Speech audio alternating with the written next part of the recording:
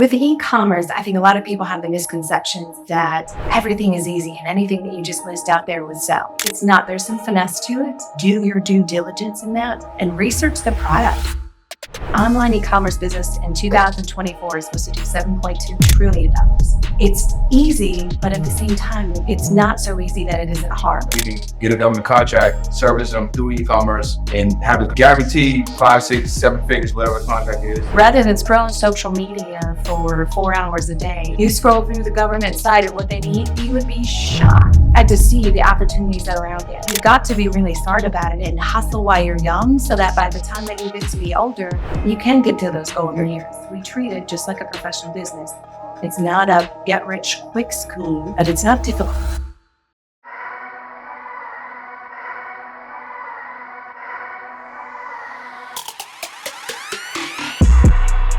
What's up, y'all? Welcome to another episode of the On the Pursuit podcast. We connect with 6, 7, 8 figure entrepreneurs. And today's an interesting podcast because I feel like the topic is very interesting. It's also, I would say, a controversial topic in a sense because I feel like people just think that when they think about like e-commerce, they can just make money fast. So maybe our guest today is going to teach us how we can make money fast or make a lot of money slow. Who knows? But you guys are tapped into the right episode. JJC Unlimited, Jeremiah and Julian, welcome to the podcast. Thank you. Thank you so much for having us. I appreciate it. 100%. Thank you. So, why is there so much confusion on e-commerce? I mean, I just seen an ad earlier today, and they was talking about how I can make a lot of money fast. Oh, sure. You know, and then like TikTok shops and drop shipping and stuff like that. I feel like there's so many different ways you can get into e-commerce. Absolutely, because I mean, we're not reinventing the wheel. We're buying products and reselling them to end users, right? So it's not rocket science. But the difference is partnering with somebody who's consistent, knows the space really well, knows the ins and outs, and has a really good network of manufacturers and distributors. Yeah. Because I don't care if you're buying domestically, if you're going global. You need to know what the products you're buying so that you're not holding on to their money, that your money is working for you and it's coming back to you in a fast amount of time frame, right? So if some of the platforms, they deposit every 2 weeks, 14 days, others deposit daily, sometimes bi-weekly, whenever you want it to set up for. But if you can turn around $25,000, $50,000 in 14 days and have it come back to you with interest, essentially, right? Because you made a profit by selling those products, that'd be a nice turnaround, correct? It's not a bad one. Right. So the goal is to turn your inventory. So I come from corporate. So I worked for 8 years for an entrepreneur, built his company up to do $35 million from starting at $250,000. And the biggest thing that I learned during that whole process is you got to turn your inventory. That's the best thing in inventory management, meaning that you're going to buy it, which outlays your money. And then you need to go sell it. And the fastest time you can do that, point A, point B, the better and more profit that you're going to get and put money in your pocket. Is there a difference between like actually having the whole inventory versus like if I drop ship? Yeah. Or are there two different models? Should I go one model versus the other one? Like, are you doing a hybrid of both? So we do a hybrid of both. Okay. So ideally, I want to have about 70% of drop shipping. When I say drop shipping, I mean legitimate, not doing platform to platform. So not buying off a Home Depot or Target and reselling on Amazon and eBay. I mean actual distributors who will blind ship on your behalf, direct to your customers. So number one, you don't have to handle the product. Number two, you don't sounds sexy. It is. And number two, you don't have to outlay your money until that product is sold, right? So you're not trying to anticipate what people will buy. You don't have to pay for it until it's actually sold. So that's beautiful.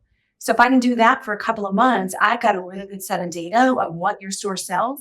Then I cherry pick those products. We go back to the distributor and our manufacturer, and I say, hey, I want a better deal. You're going to hold physical inventory and make a better profit, and get about 30% of that and do it that way. So that's wholesale. There's also private label. Can I pause you for a second? Absolutely. What distributor is not give someone that type of direct relationship and then ship on behalf?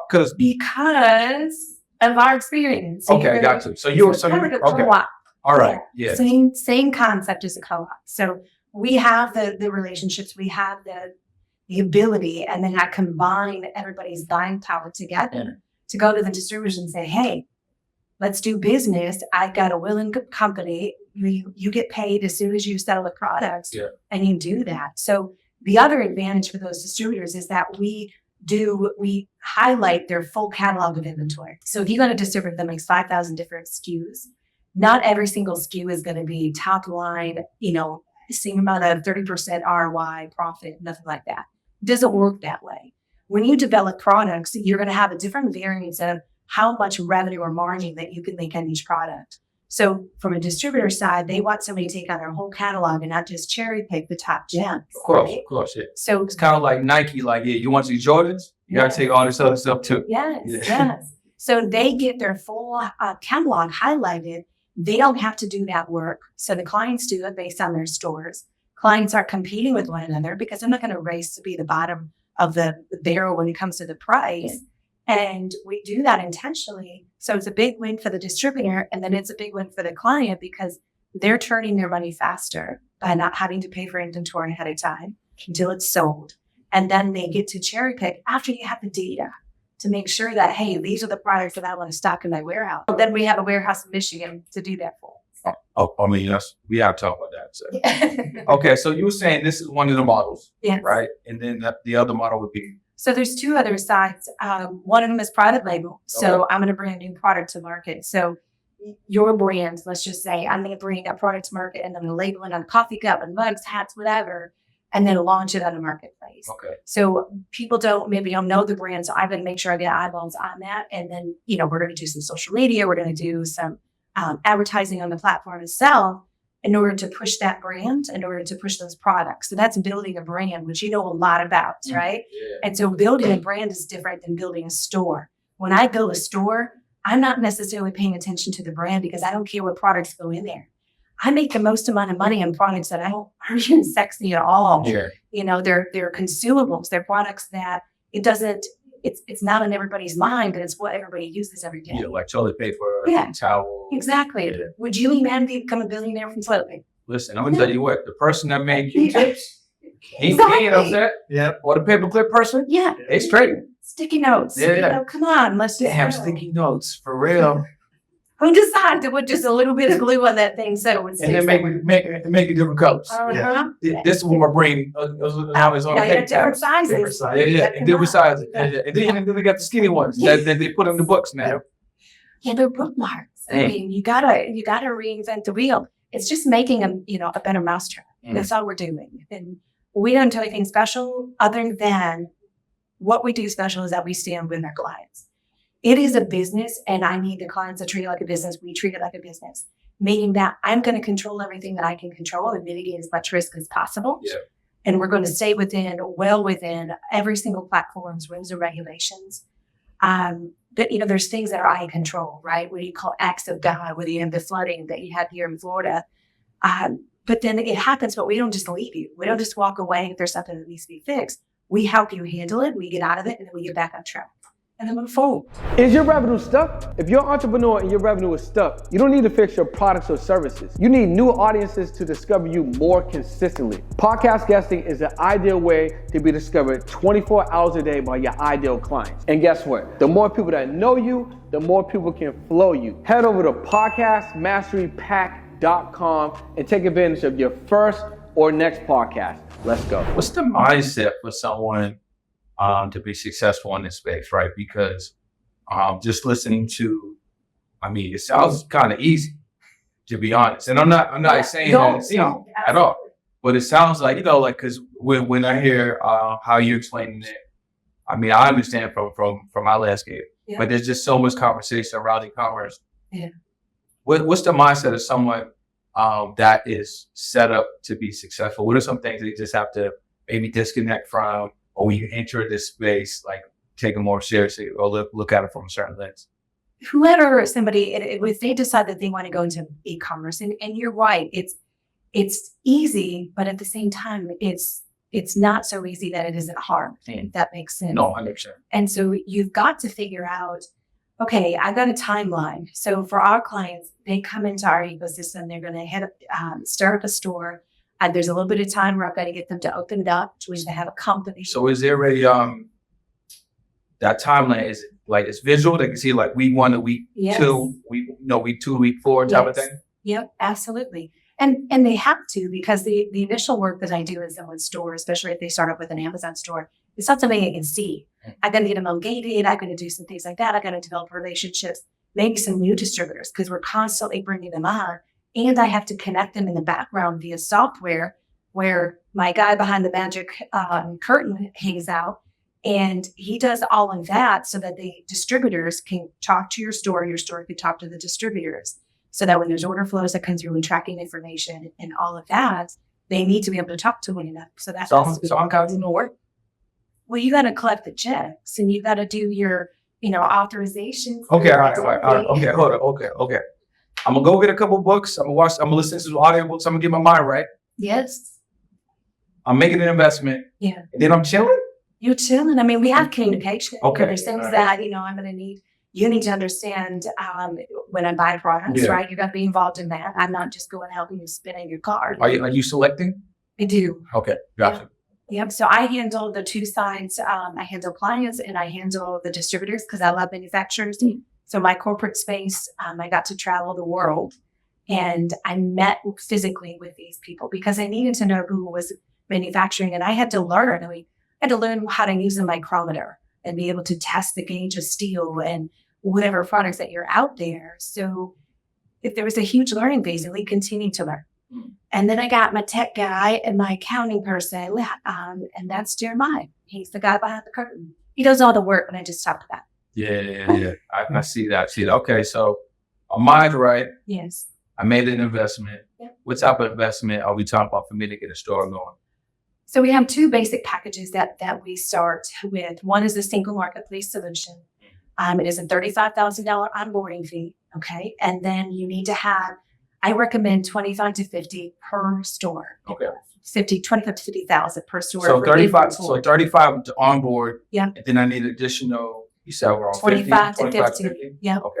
Because when we scale, I'm only going to be able to go as high as what your inventory capital can go. So what is that? Okay. So if we're talking like monthly ROI, let's say that's my setup. What can I expect back? So the first 60 days, so it's going to take me about 4 weeks to get you all connected with the distributors.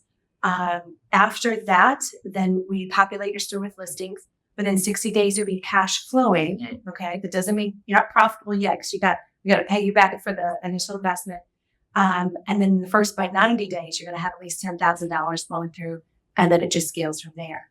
So there is a bit of a cadence with every single marketplace when you open a new store that we have to abide by. If you come out of the gates and I have $100,000 of sales in your store, they'll shut them down, because they don't know that you're a good seller yet. Yeah. So we have to go through that process. And as they release those reins a little bit, then we can scale you up as high as your inventory capital can go. And then you get your deposits coming in and it's a rinse and repeat. Historically, we've been able to average with just the drop shipping piece. It starts off at about 5 to 8% ROI. Remember, you're turning every 14 to 30 days. And then it can come up to somewhere between 10 and 12. It really caps out at like 15% for drop shipping. Okay. And then that's where I bring in your wholesale because you need to have that little bit. That's fine. I bring in your wholesale for that piece because that is able to increase your ROI. It is that more of a hybrid. You're going to leverage the Amazon and Walmart and eBay for all three of these. And that's, that's a big thing because I'm going to use the same distributors if you end up doing 3 storefronts. Yeah. And then you have 3 revenue streams, right? It's separate customers. So you do social media, that right? Social media, YouTube, 100%. So do you find the same customers or clients on every single social media across all of them? Of course not. There's new ones, right? New ones, because somebody likes this one, somebody likes this one. Same in marketplaces. Same exact thing in marketplaces. Doesn't mean that they don't go and watch something on a different channel or not. Yeah. It just means that that's where they feel safe and secure. And so that's where they stay and do the majority of their shopping. All right. So hold on. I got something for you. Yeah. I want to ask you, so this sounds amazing. This is all on front end. So what's going on the back end to make this actually work? So back end, we're connecting distributors to our software that we're using. And so making sure those two are talking and then doing our testing, make sure everything is connected properly. So what are the type of softwares that are involved to make that happen? So there's a couple different software. So there's the platform that we're using, which we have to keep the element of the seed. Yeah, it's proprietary. Yeah. So then we're using. So you got your in-house software. Yep. So then we're also using software that I like get, like in Jungle Scout. Yeah. Let's Helium 10. Yeah, but the vendors and the storefronts get communicated with APIs and EDI connections, so those order flows can go back and forth. Even Amazon has an open source, so it's not like they don't understand how to connect them. Yeah. And then you have a centralized dashboard that we created for you to be able to manage either a single store or up to, really, there's no limit. You can do 20 stores, 50 stores, whatever that looks like. We do inventory reconciliation for you on a quarterly basis. So he goes through every single transaction, matches it up to your store so that we make sure that your vendor charged you correctly, makes them what we sold it for.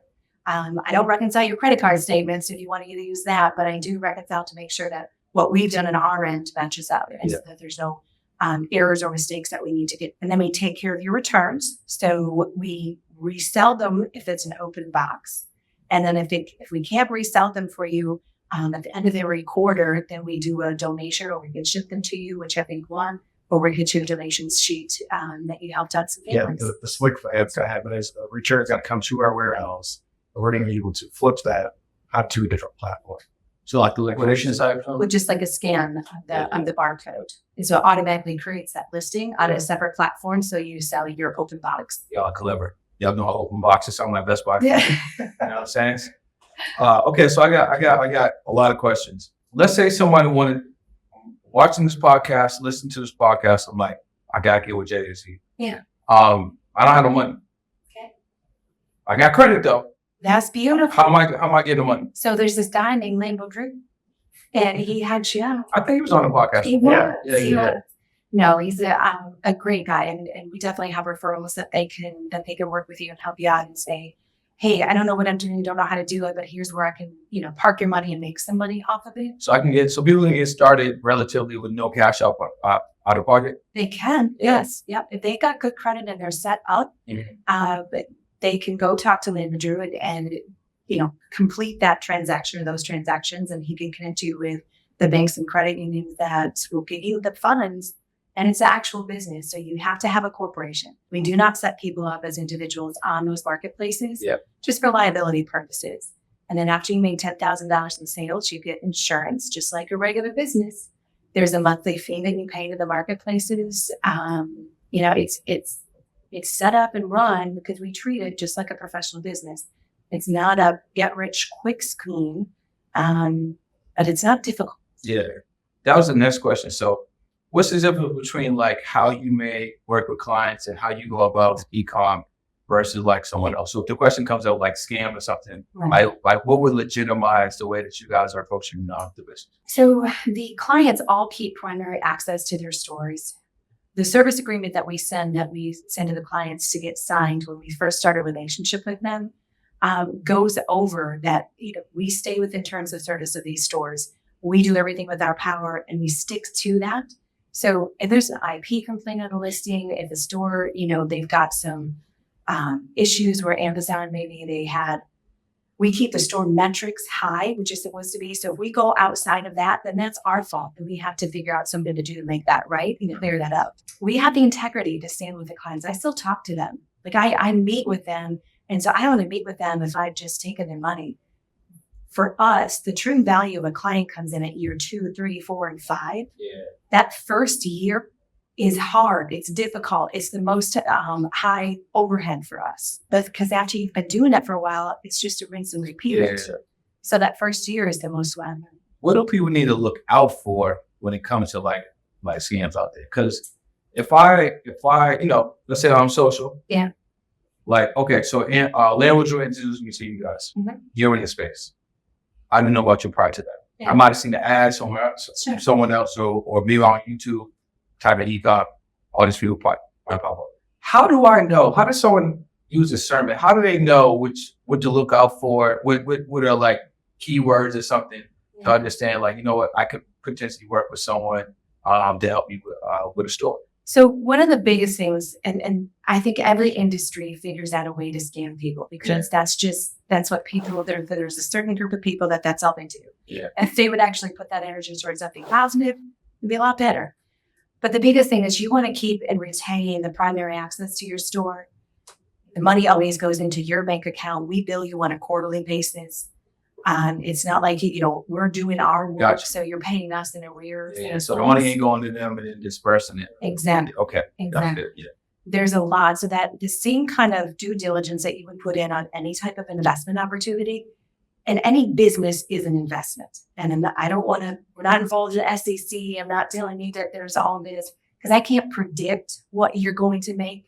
And maybe you make higher, but maybe you don't. And every month is going to be identically the same. If I could do that, I wouldn't need clients.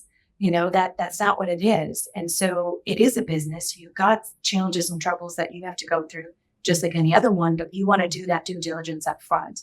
So if you get somebody asking you, hey, you want to part of a store, and you never get access to it, and the money's not going into your bank account, it's going to somebody else's, that's a really good indicator that's not a real. No. And what works for us is that you're getting as a client, you come on board with us, we build up your store, you're running it 2 years, 3 years.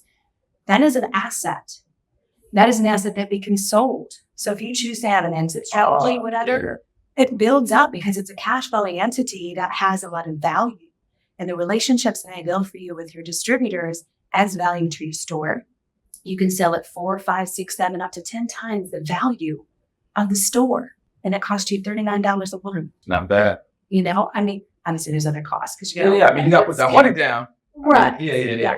Definitely. But you are building an asset. So you build equity just like you do in your home. But the difference is you actually have renters that's paying you money, and that's why you get deposits. Right? Yeah. So it's like having your own apartment building, whether it's a single, quad, however you want to do. So the other thing, General, as far as scams out there, we've had people from other companies come to us. And the one thing that kind of shocks them is that we talk to every single client.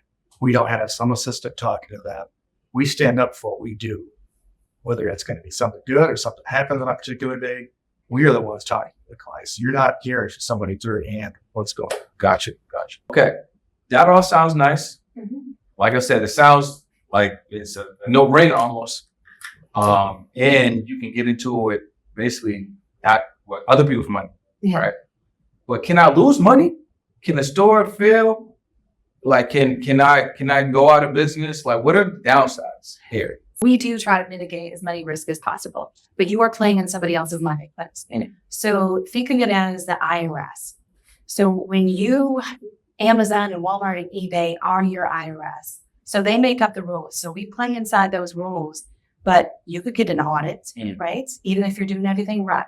So you need to understand that there's still a higher entity that's here on earth that, can and does have control because it's their house. They own it. We're just playing in it. We're paying, a little bit of rent to be in their storefront. But at the same time, your store metrics are in your dashboard inside your stores. You can see them every single day, 24/7, if you want to sit at them. And we have to stay with it. And Amazon and Walmart are the two of the hardest. eBay is a little bit behind because they're not as tech savvy. But we have to make sure that your products get shipped when we say that they're going to be shipped, that they get delivered, that there's confirmation of that delivery, and the returns get handled properly as well, and they get refunds. And there's a lot, and they have customers that ask questions.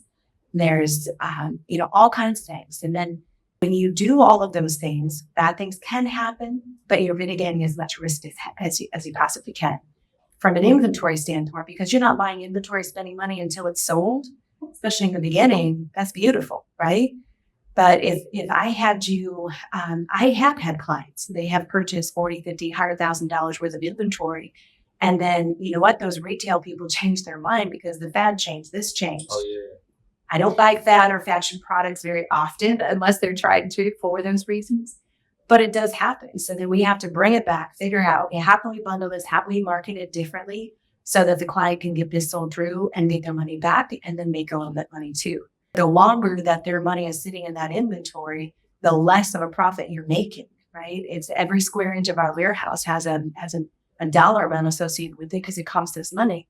And the longer they're holding on to their money by not selling their inventory, the harder it is. So you want to do it. So but it's mitigated as much risk as you possibly.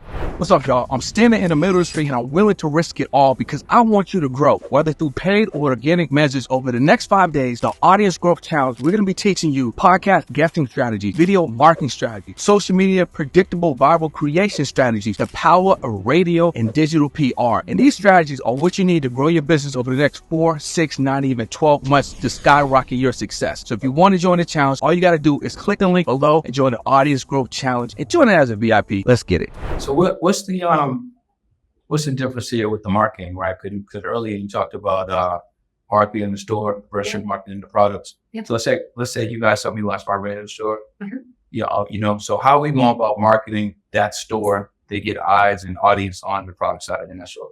So because we're launching, if you were launching a store on Shopify or your own website, that's when you have to pay to play. I mean, you have to drive traffic to that store. Think of it as you're advertising on your social media. So you have to drive traffic to it, and it shows up in, whatever places that people are looking for those keywords or that type. Same kind of thing for products. So if you want to because we have a higher margin and you want to put some advertising dollars behind that because you want to make it sell faster, right? So then we will do the same thing. So we'll advertise on those marketplaces for your products individually, just so you can get more traction with it. And same as social media, you have a lot of pay-to-play options in order to get like the Prime badge, different things that Amazon gets. And Amazon tells you exactly what price you have to sell it with. So then you have to be okay with making a lesser margin to sell a bigger volume. And Amazon, as an example, they're basically going to push traffic to that product. Mm-hmm. So that's why they might take a little bit more. Yeah. And I mean, they have advertising on television now, and it's really inexpensive comparatively what it used to be. Yeah. And so they know what you watch on TV. They know what you buy. They know a lot of things about you. They know what you're dreaming about. Yes. And they got Alexa in every home. So they know. And also smart. Oh. And right. You're like, let's get all this data. Exactly. And data is is better than cash nowadays. Better than cash. So you've got to really watch what you're doing. I mean, you could never looked at something before and you were in a store and you come home and you flip on your social media feeds. What do you see? You see that. I see my thoughts. Yeah. So it's one of those things that they are very smart, and but it used to be the Wild Wild West. So when you first started in 2008 is when I started. In 2017 is when Jeremiah started. It's been a long time, and they changed a lot, and COVID changed a lot of it because it forced everybody to buy online, and it forced bad actors. It attracted bad actors to get into this industry. And unfortunately, there were scams out there. And can I be sued in a situation where like people come at me? So after you sell $10,000 worth of sales in your marketplace, you have to have insurance. It's about $25 to $35 a month. And as your sales increase, your insurance, because it's liability insurance, will increase as well. That's really the only item. And we don't deal in hazardous goods. So it's not like, not dealing in firearms or anything like that. So you don't have those kinds of liabilities as a seller. So no war dogs on the e-com store. Unfortunately.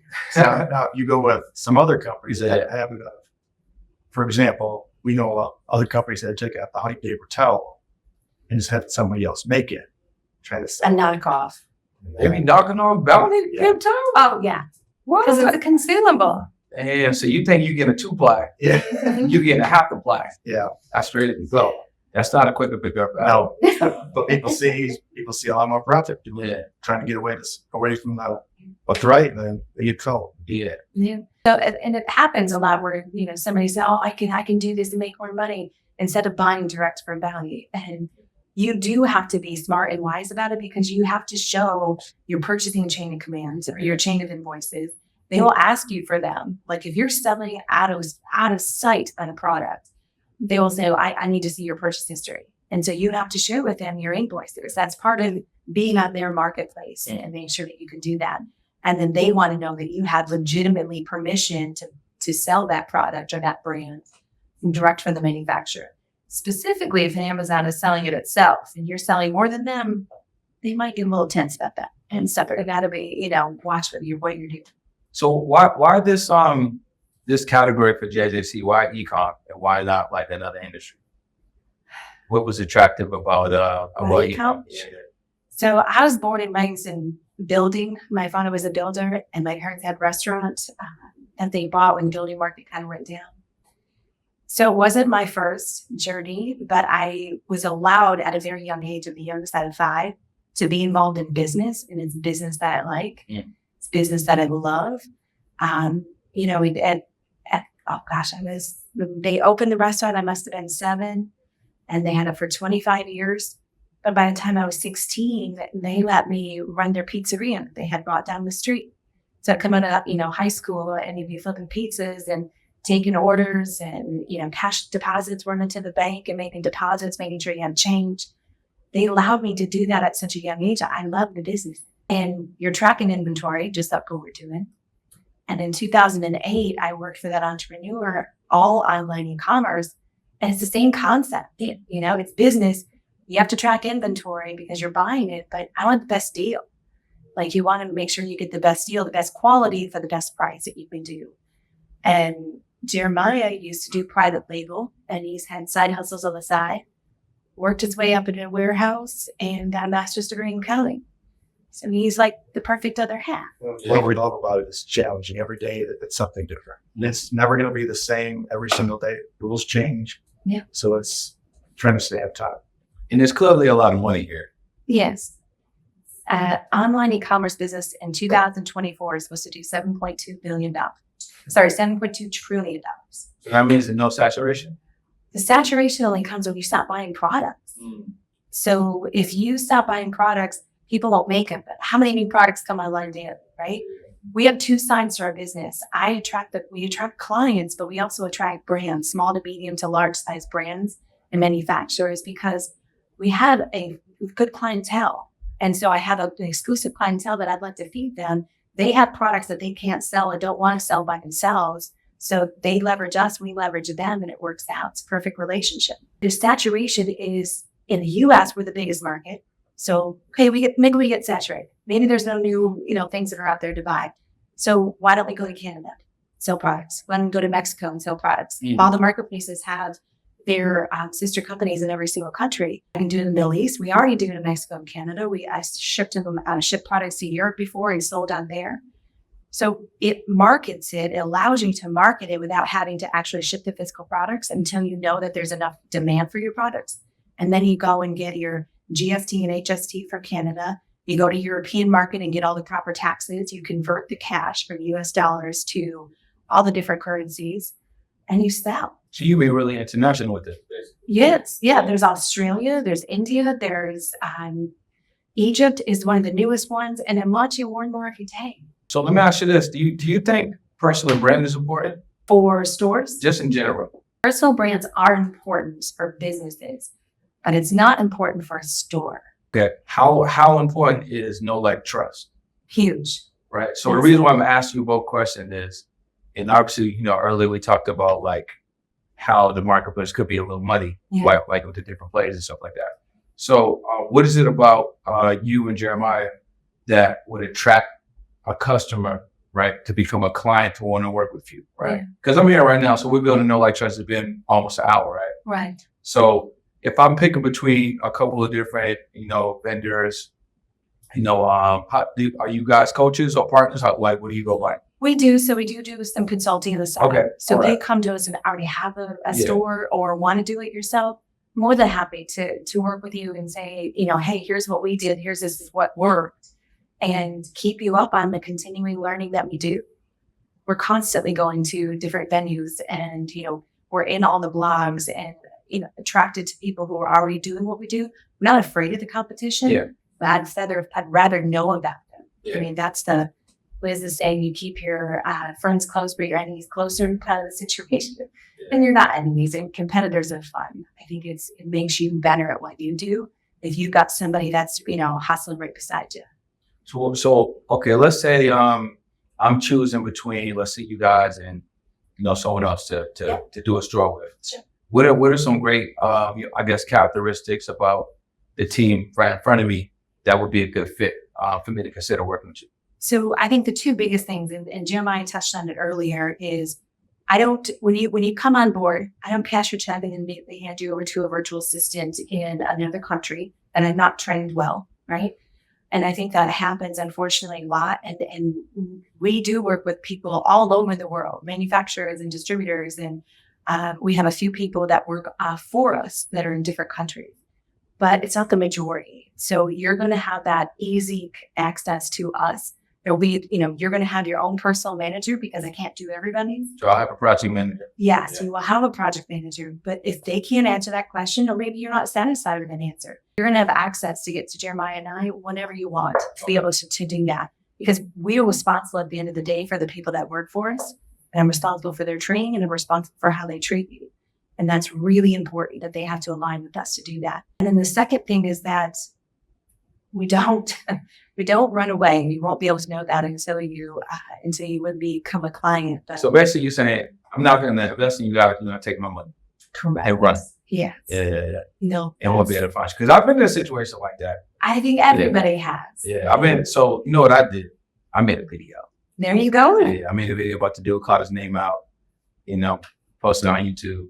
It's, that's been in contact with the BBB. Honestly. It is, because what's going to happen is you're going to end up helping some people. Yes. Right? You'll help them to stay away from them, right? Like you said, saving. Yeah. But then at some point, as that's getting traction, I personally didn't have to either give you your money back if you decide you want to take the video down. But I think that's a good course to kind of basically give exposure to someone that didn't do right by you. No, bad actors should be given exposure to, and the right light, not in the rose-colored glasses that they see themselves in, because it's not right.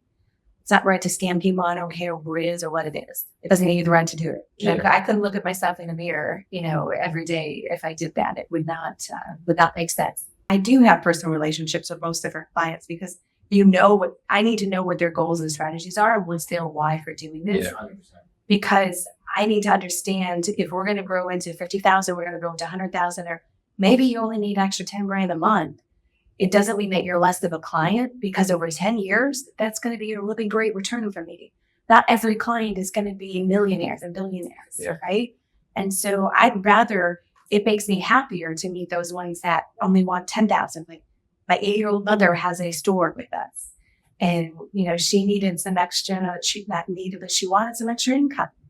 And my father passed away a couple of years ago. So it's not that she lost money or didn't have money, but she just wanted some extra play money. And, why not make her life a little bit more comfortable and be good? How many stores do y'all have? 67. Stores that you're managing or stores that you actually have that are your stores? Oh, personal stores. Yeah. So personally.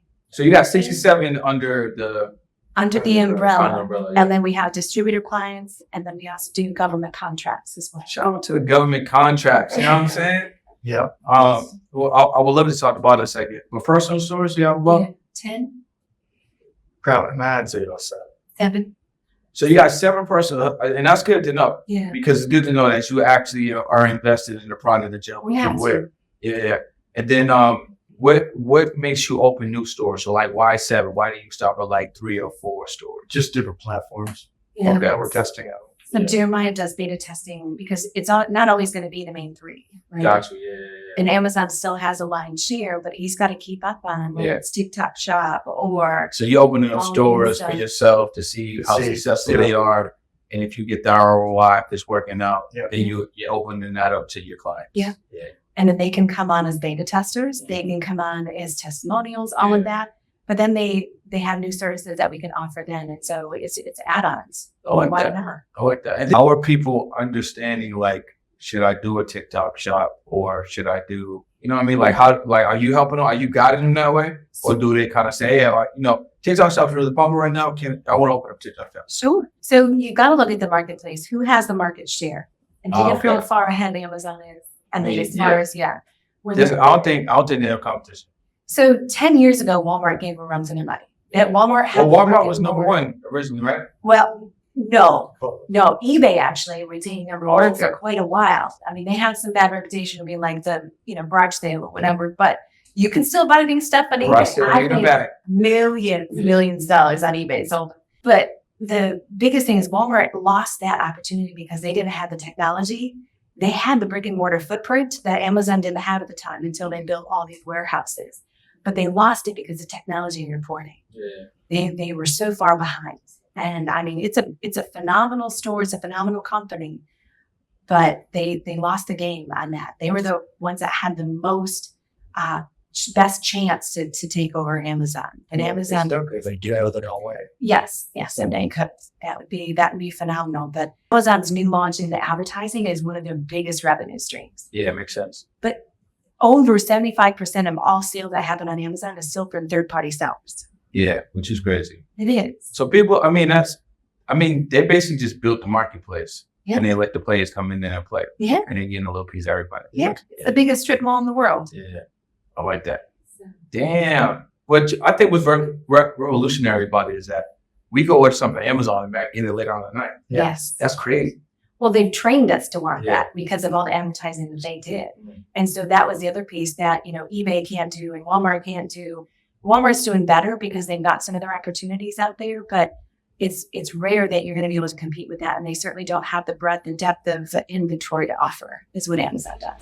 Hey, listen, if you're looking to grow your podcast business or you're looking to leverage podcasts to grow your business, you want to tap in to the Podcast to Profits Academy. We're going to teach you exactly what it takes for you to get more exposure to grow and scale your business or leverage podcasts so you can do more revenue. What you want to do is head over to podcast2profits.com and apply to work with me and a member of my team. Let's touch on the government contract piece. So I have a pretty good familiarity Yeah. with government contracts. But there could be people watching, listening that don't. Yes. Can you just explain how a government contract would tie into e-commerce and then how that whole thing will work and then how someone could be successful leveraging government contracts for e-commerce? So Jeremiah and I have one of the a philosophy that has helped us through a lot of things. And that is we all want to go into the biggest room in the world. And the biggest room in the world is the room for improvement. So we needed to figure out, okay, we've got this really good thing going on. We have multiple businesses to create multiple revenue streams, just like what we do for clients. Yeah. And so for us, I've already got the manufacturing connections in all over the world, except for China, which is weird. I still like in China, but I've never been there. But I've been to everybody else. Sounds like you gotta go. But so if I have all these things, who's going to be a bigger buyer? If we're selling on Amazon, we're selling on Walmart, we're selling on eBay, we're selling on all these other places. Who else can buy our products? And what can I do for them? And so the government was an easy, choice. It was almost like right there in front of our face. And we finally realized it. So they spend bazillions of dollars. I mean, come on, how many trillions of dollars are we in debt, They're just right? making money. Yeah, they trim. Like, how much is it? Okay, let's go make some real quick. They do. Yeah. So this particular company that we do the government contracts with, it was actually for tax purposes.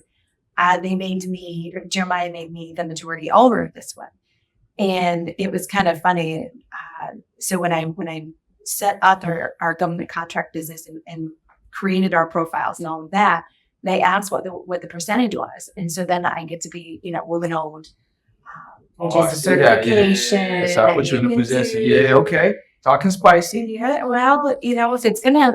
Because Jeremiah, if he was a majority owner, there's some contracts you want to have access to. It wouldn't matter. Or you wouldn't have as much leverage to be able to do it.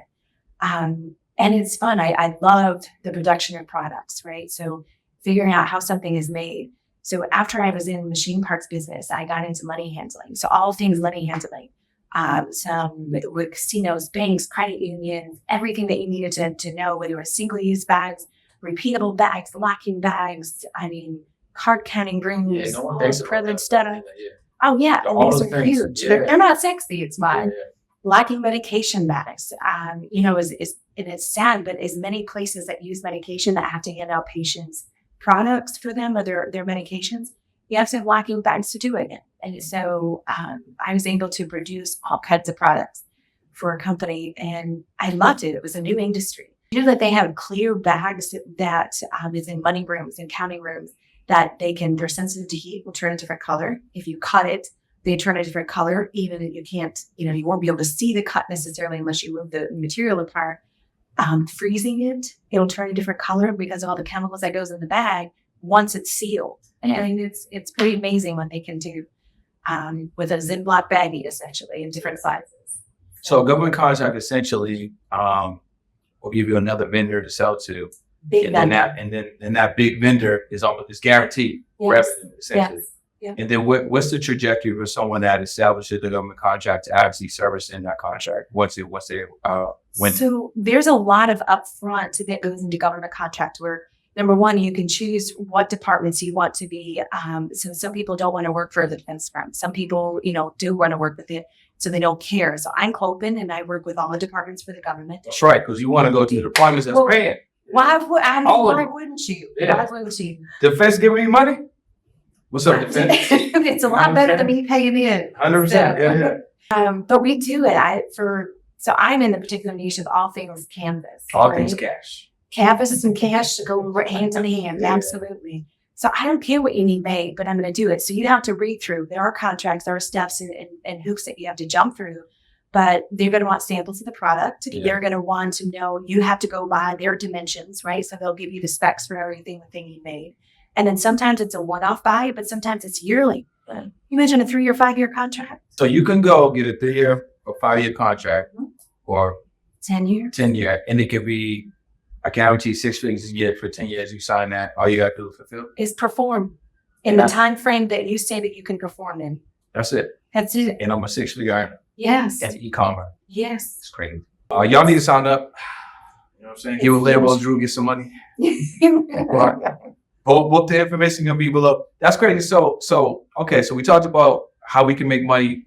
I want to talk about TikTok a little bit. Yeah. But how you can make money, eBay, Amazon, obviously Walmart, all these different platforms that we can make money. You're just basically telling us that we can get a government contract, service them through e-commerce, and have a guaranteed 5, 6, 7 figures, whatever the contract is. If you, rather than scrolling social media for 4 hours a day, that a lot of younger people do, especially, you scroll through the government side of what they need to have made, you would be shocked to see the opportunities that are out there. Absolutely shocked. And then what do you think about now as we wind down? TikTok shops emerging. Yeah. What's your thoughts on that? How have things been going in that on that platform? So Jeremiah started it. So I'm a little nervous about TikTok and especially in the United States and our government. What's going to happen? It's already threatening them mad times. Yeah. So my thinking is, why build that up and then 12 months down the road, they shut it and later. And they could hold your money, right? They could hold you, and what you would be shipping inventory into them, but still, they could hold your money. So then, what are you going to do if they shut it down? Gotcha. So, those are good questions. You gotta be aware of what's going on. So you basically diversify if you're going to be on it. You don't want all your eggs go back to TikTok shop. Never. So it's the same reason why I never. We have 4 children, right? And so I tell them, you need to, if you have a job, great, but you need more than one. Yeah. You need more than one paycheck that's coming through that door, because if something happens to that person that is hiring you, something in the company or whatever, if that revenue stream is gone, what are you going to do? What are you going to do? Yes. Yeah. I'm getting unemployment. Okay. But how long does that last?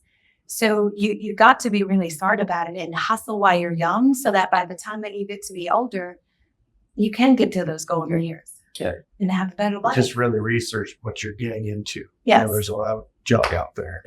Yeah. This has been great. I appreciate I feel like I got smarter. I learned more about e-commerce. I know different platforms. Yeah. I'm pretty sure now you guys have a just a way more clearer understanding of the space. Yeah. We're sharing some really good partners that you guys can learn to see if they might be a good fit to work with. So with that being said, where could they go to learn more about you guys, and if they wanted to maybe have a consultation, find out if they can get started with you? Where Absolutely. So you can go to our website, JJC Unlimited. I have a calendar link on there if you want to book some time. Oh yeah, I'm already bookmarked. So you can find us on Instagram, Facebook, LinkedIn, and Twitter at JulianCrafton.com. Jeremiah is Jeremiah Crafton. So, yes. One more thing before I let you guys know. We'll let you guys go. What's one thing that people should look out for that might be maybe like a myth or like a norm people just assume about e-commerce that you can share with them? With e-commerce, I think a lot of people have the misconceptions that everything is easy and anything that you just list out there would sell. And there's some finesse to it. So you really do need to find that right partner. If you don't want to take more time out of your day because you're already doing something, maybe you already have your family, you already have another job or 2 jobs, whatever that is, you need to create that additional income stream and you need to find the right partner. So do your due diligence in that and never, ever, ever give up your control of your cash, your control of your stores, and research the products. Like if you're going to take something to market and buy a few of them or a quantity of them before you sell, you need to make sure that you're really looking at those products, make sure that it's a good product, that if you were to get it in the mail for whatever need or problem that you were solving, then it actually solved that problem. Because if it solved that problem for you, it'll solve that problem for many other people. The other thing is, if another company is promising, hey, I want to make you money in 30 days. Most of the time, if they're doing things correctly, there's no way they can do it 30 days. No. 60 days? 60. Okay. Cash loan in 60. That's But to do it the right way, there's so many steps you have to take. Yeah. It's impossible to do it 30 days. Yeah. This has been great. I'm glad you guys stopped by to share this information. I definitely got some clarity for sure. Good. And we touched on a lot of different platforms and different ways that people can do e-commerce. Let them know again where they need to go to tackle with you. I had to get that last question in. So I want to make sure now if they made it this far to the podcast, they know exactly where they need to go to have that conversation to see if they are good fit to work with you. Absolutely. So they can go to www.jjcunlimited.com and they can book an Calendly appointment with us. And we'll go through a couple questions and things like that. But book a time that works for you to get anything additionally answered. Or if you just want to connect with us, you can come on any of the social media sites. It's Julian Crafton and Jeremiah Crafton. And reach out to us in the DM. Yeah. Listen, y'all, been another episode of the On the Pursuit podcast. I'm with the Crafton. It's JJC Unlimited. And it's been great. This has been amazing. If you're interested in e-commerce, or maybe you want to see if you're a good fit to work with them, I feel like they answered our questions. They passed the sniff test over here. Definitely click the link below, book a call. It sounds like you need a store, 100%. It almost sounds like everybody needs an e-commerce store, right? Everybody needs to be selling money online, have an extra revenue stream coming in. Thanks for checking out the podcast. Make sure you like, share the episode. Maybe give it out to 2 or 3 people. I would say this information needs to get out. Julianne, appreciate you. Thank you. Everybody appreciates you. And we appreciate you guys. We check you guys out on another episode of the podcast.